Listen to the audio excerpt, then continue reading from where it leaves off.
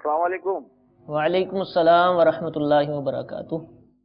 शहजाद अली बात कर रहा हूँ कराची से। जी हजरत, मुझे सवाल करना था कि अगर कोई जोड़ा है मियाँ बीवी का और उनकी उम्र तकरीबन 65-70 साल के करीब है, और इस उम्र में अगर वो किसी भी नाचाकी, घरेलू नाचाकी की वजह से अगर वो तलाक दे देते हैं तो क्या तलाक वाक़ई हो जाती है या नहीं?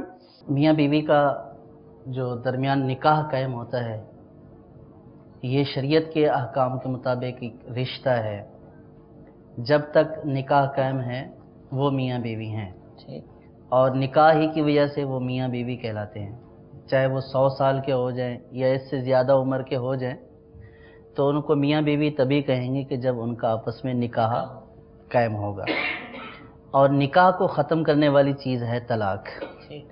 तो जिस तरह ज़्यादा लंबी उम्र हो जाने की वजह से निकाह नहीं टूटता है, निकाह बरकरार रहता है, तो जब निकाह का रिश्ता बरकरार है तो तलाक वाली सूरत भी मौजूद है।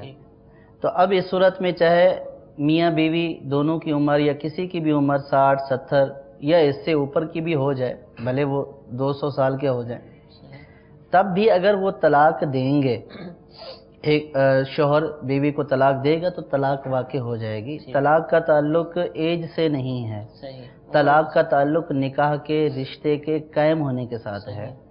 तो जब निकाह का रिश्ता कायम है तो उस रिश्ते को ख़त्म किया जाता है। ख़त्म करने के असबाब में से एक सबब तलाक भी है।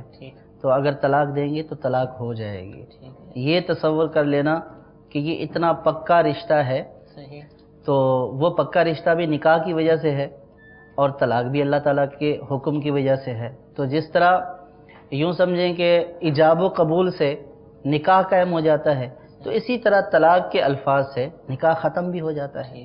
तो इसलिए इसमें एज का कोई अमल दखल नहीं है। सल्लू अलल हबीब सल्लल्लाहु तआला अला मुहम्मद। मुझे अपनी और सारी दुनिया के लोगों की इस्लाह की कोशिश करनी है इंशाअल्लाह अज़्ज़ा वजल।